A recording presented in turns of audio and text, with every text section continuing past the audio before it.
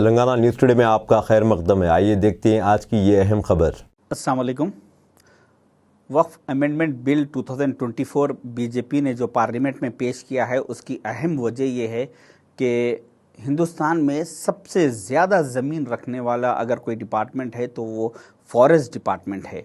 उसके बाद दूसरे नंबर पर रेलवे डिपार्टमेंट है जिसके पास सबसे ज़्यादा ज़मीन है, और उसके बाद तीसरे नंबर पर सेंट्रल गवर्नमेंट का जो डिफेंस है उनके पास है, और चौथे नंबर पर हिंदुस्तान में सबसे ज़्यादा ज़मीन है तो वो वक्फ बोर्ड के पास है।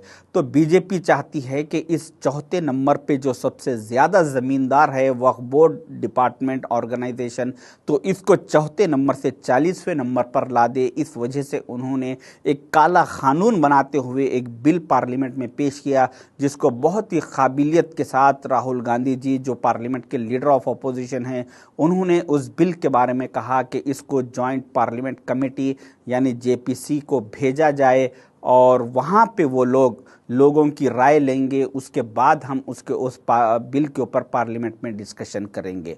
तो जैसे ही इस बिल को राहुल गांधी जी के कहने पर जेपीसी को भेजा गया, तो वहाँ पर मुस्लिम ऑर्गेनाइजेशन जैसे कि मुस्लिम पर्सनल लॉ बोर्ड है और जमीयतुल उलमा है और कई ऐसे मुस्लिम ऑर्गेनाइजेशंस जेपीसी से रुजू हुए और उन्होंने इस बिल को अपोज किया।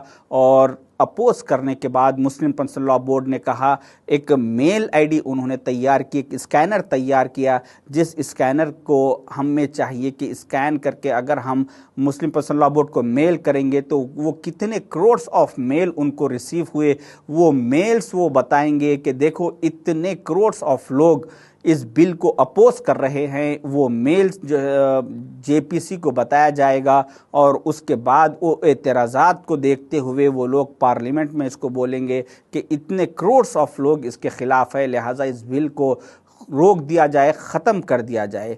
इसका छोटा सा प्रोसेस है कि आपको जो स्क्रीन पे जो स्कैनर दिख रहा है, इस स्कैनर को आपको स्क्रीनशॉट लेके इसको स्कैन करना है। स्कैन करने के बाद आपको एक ब्लू लाइन आएगी, एक मेल आपके फ़ोन से ओपन होगा, उसमें ब्लू लाइन पे ओपन मेल बोल के आएगा, उसको आप क्लिक करेंगे तो फिर उसके बाद वो पूरा मैटर जो मुस्लिम पर्सनल लॉ बोर्ड ने तैयार किया वो आपके स्क्रीन पे आएगा। फिर उसके बाद आप उसको अगर एक फॉरवर्ड का बटन दबा दे तो वो मेल आपके फ़ोन से डायरेक्ट मुस्लिम पर्सनल लॉ बोर्ड को पहुंच जाएगा। उससे फ़ायदा ये होगा कि करोड्स ऑफ मेल अगर आएंगे तो वो मेल्स के डिटेल्स मुस्लिम पर्सनल लॉ बोर्ड जेपीसी को यानी जॉइंट पार्लियामेंट कमेटी को बताकर इस बिल को रोकने में कामयाबी हासिल कर सकते हैं।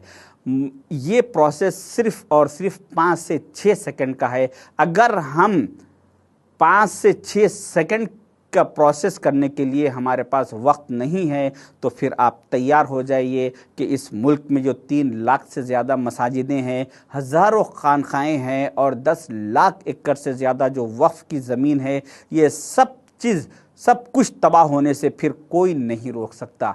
आप इसको इतना गफलती में या इतनी आसानी से मत लीजिए और अपना 5 से 6 सेकंड का प्रोसेस करके इसको इमीडिएट फॉरवर्ड कीजिए, क्योंकि कल यानी 13 सितंबर को इसकी आखिरी तारीख़ है। कल जुमे की नमाज के बाद हर मसाजिदों में ऐलान कीजिए और मसाजिदों के बाहर वहाँ के ज़िम्मेदार नौजवान कमेटियाँ वाले एक 4-5 काउंटर लगाइए, टेबल्स लगाइए, उस पे स्कैनर की फ़ोटो रखिए और लोगों को गाइड कीजिए कि सिर्फ इसको स्कैन कीजिए, और जो भी मुसल्ली नमाज के बाद बाहर निकलेंगे उनको कहिए कि आप स्कैन करके ही जाइए।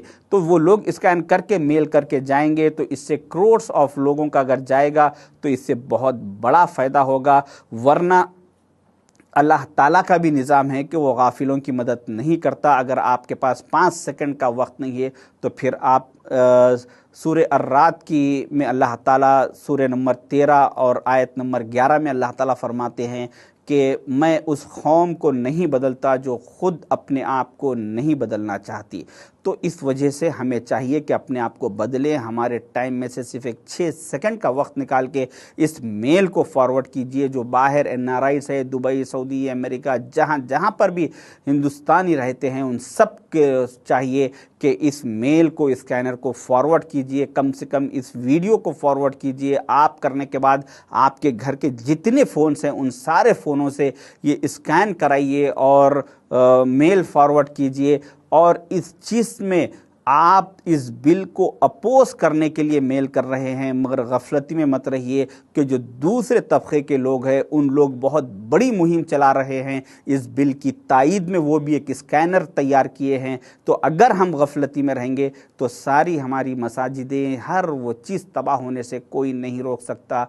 आगे हमें चाहिए कि इस पर गौर करें और इस पर इमीडिएट एक्शन लेते हुए अभी इस मेल को फॉरवर्ड कीजिए। शुक्रिया। अल्लाह हाफ़िज़।